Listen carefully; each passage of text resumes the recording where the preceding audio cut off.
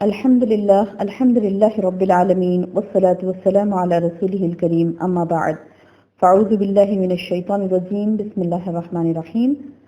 سامعات السلام علیکم ورحمۃ اللہ وبرکاتہ. الحمدللہ پچھلے درس میں ہم نے نبی صلی اللہ علیہ وسلم کی تجارت کے معاملہ پڑھا تھا کہ آپ کیسے تاجر تھے. آپ ایک بہترین تاجر تھے. آپ معاملات میں حد درجہ امانت، سچائی اور پرہیزگاری کے لیے مشہور تھے، اور اتنے مشہور تھے امانت پرہیزگاری کے لیے کہ ان کا لقب ہی امین پڑ گیا تھا. بہنوں، اس نبی صلی اللہ علیہ وسلم کی اس شہرت کو سن کر اور آپ کی سچائی، امانت داری اور پرہیزگاری کے بارے میں جب حضرت خدیجہ رضی اللہ عنہا نے سنا تو خدیجہ رضی اللہ عنہا اس وقت کی یعنی نبی صلی اللہ علیہ وسلم کے اس دور کی بہت مالدار اور تاجر خاتون تھی. یعنی آپ کی تجارت ٹاپ پہ تھی، سب مکے میں آپ مشہور تھیں. کون؟ حضرت خدیجہ رضی اللہ عنہا. تو بہنوں، جب اللہ کے رسول صلی اللہ علیہ وسلم کے بارے میں خدیجہ رضی اللہ عنہا کو پتا چلا کہ آپ اتنے امین ہیں، امانت دار ہیں اور بہترین تاجر ہیں، تو حضرت خدیجہ رضی اللہ عنہا نے آپ کو تجارت کے لیے اپنے مال کی پیشکش کی. کہا کہ یہ اجرت پر اپنا مال میں آپ کو دیتی ہوں اور آپ یہ لے جا کر اپنی تجارت کریے، جو بھی ہے شیئر یعنی جو فائدہ ہوتا تھا اس کو شیئر کیا جاتا تھا.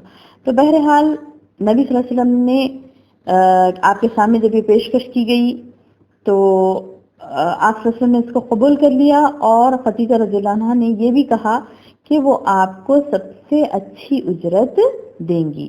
ہمارے تجارت دیا خدیجہ رضی اللہ عنہا نے اور کہا کہ میں آپ کو اچھی اس کی اجرت دوں گی. آپ ایک بہترین تاجر ہیں، تجارت بہتر کر سکتے ہیں، میں نے سنا آپ کے تعلق سے، تو آپ یہ مان لے جائیے.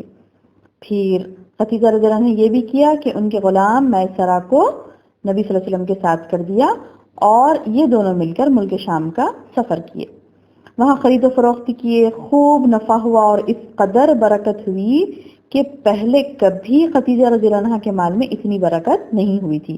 اور کیوں نہ ہوتی، اس کو رسول اکرم صلی اللہ علیہ وسلم کے ہاتھوں یہ تجارت ہو رہی تھی، تو واقعتاً یہ برکت تو ہونی تھی. سبحان اللہ. پھر مکہ واپس آئے. کون؟ نبی صلی اللہ علیہ وسلم اور خدیجہ رضی اللہ عنہا کے غلام میسرہ. تو یہ دونوں پھر واپس آئے. پھر مکہ واپس آنے کے بعد امانت ادا فرما دی. ادھر خدیجہ رضی اللہ عنہا نے امانت و برکت کا یہ حال دیکھا تو دم بخود رہ گئی. کہا کہ اتنا فائدہ تو مجھے اپنی کسی بزنس ٹرپ میں نہیں ہوا تھا. تو پھر انہوں نے میسرہ سے آپ کے متعلق سوالات کیے. تو میسرہ نے آپ کے تعلق سے بتایا کہ آپ کے شیریں اخلاق اور بلند پایا آپ کے اخلاق اور شیریں شمائل، یہ تمام چیزوں کے بارے میں، یعنی آپ کیسے بلند اخلاق کے مالک ہیں، آپ کیسے لوگوں کے ساتھ معاملہ کرتے ہیں، آپ کتنے امانت دار ہیں، سچائی اور پرہیزگاری آپ کے اندر کتنی زیادہ ہے، یہ تمام چیزیں میسرہ نے بیان کی.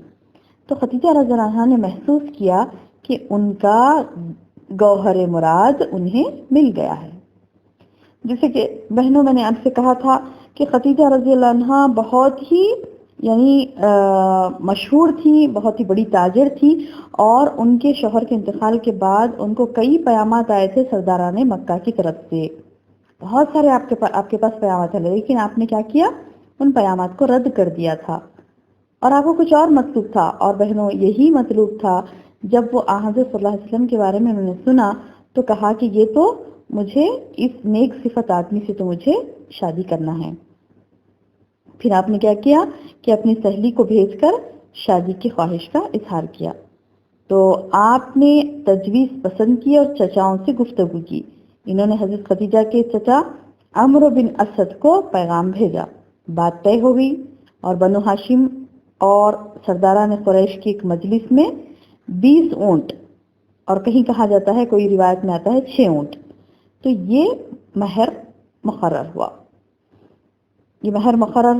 اور اس وقت نبی صلی اللہ علیہ وسلم کی عمر 25 سال تھی اور خدیجہ رضی اللہ عنہا کی عمر مشہور قول کے مطابق 40 سال تھی۔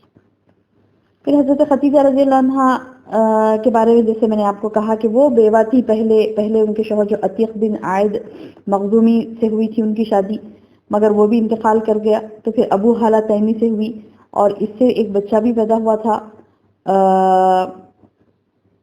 ابو حالہ، لیکن پھر اس لڑکے کا بھی انتقال ہو گیا تھا۔ اور یہ جب ان کے شوہر بھی نہیں تھے، ان کے بچے کا بھی انتقال ہو گیا تھا، تو سرداران قریش بڑے مکی کے قریش کے سردار آپ خدیجہ رضی اللہ عنہا کے پاس پیغامات بھیجے، لیکن خدیجہ رضی اللہ عنہا راضی نہیں ہوئی، یہاں تک کہ اللہ تعالیٰ نے محمد صلی اللہ علیہ وسلم کی شرف زوجیت سے آپ کو نوازا، سبحان اللہ، اور ایسی سعادت عطا ہوئی کہ پہلوں اور پچھلوں سب کے لیے باعث رشک ٹھہری خدیجہ رضی اللہ عنہا۔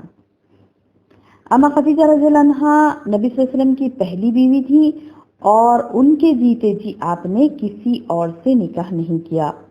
یہ بات قابل غور ہے، سبحان اللہ، کہ حضرت خدیجہ رضی اللہ عنہا نبی صلی اللہ علیہ وسلم کی محمد صلی اللہ علیہ وسلم کی پہلی بیوی تھی اور ان کے جیتے جی آپ نے کسی اور سے شادی نہ کی، آپ کی تمام اولاد بھی انہی سے تھی۔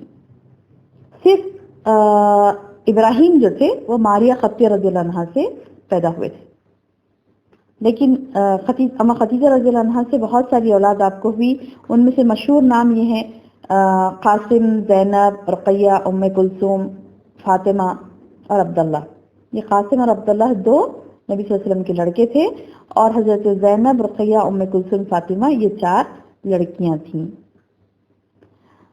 آپ صلی اللہ علیہ وسلم کے لڑکے بچپن ہی میں انتقال کر گئے، لیکن بچیوں نے عہد نبوت کو پایا، اسلام لے آئی، ہجرت کی، یہ تمام شرف حاصل ہوئے کس کو؟ لڑکیوں کو۔ وہ نبوت کا دور انہوں نے دیکھا، وہ اللہ کے رسول صلی اللہ علیہ وسلم کی لڑکیوں نے ہجرت بھی کیا اور نبی صلی اللہ علیہ وسلم کے ساتھ ہی تھی، لیکن آپ کی زندگی میں ہی 3 لڑکیوں کا انتقال ہو گیا تھا، سب کی سب آپ کی زندگی میں ہی انتقال کر گئی سوائے حضرت فاطمہ رضی اللہ عنہا کی، اور فاطمہ رضی اللہ عنہا بھی نبی صلی اللہ علیہ وسلم کے انتقال کے صرف 6 مہینے بعد ہی آپ کا بھی انتقال ہو گیا۔ انا للہ و انا الیہ راجعون۔ تو یہ تھی بہنوں نبی صلی اللہ علیہ وسلم کی زندگی کا ایک مختصر سا حصہ۔ انشاءاللہ اگلے درس میں اور آگے تفصیلات انشاءاللہ دیکھتے ہیں محمد صلی اللہ علیہ وسلم کی زندگی کے تعلق سے۔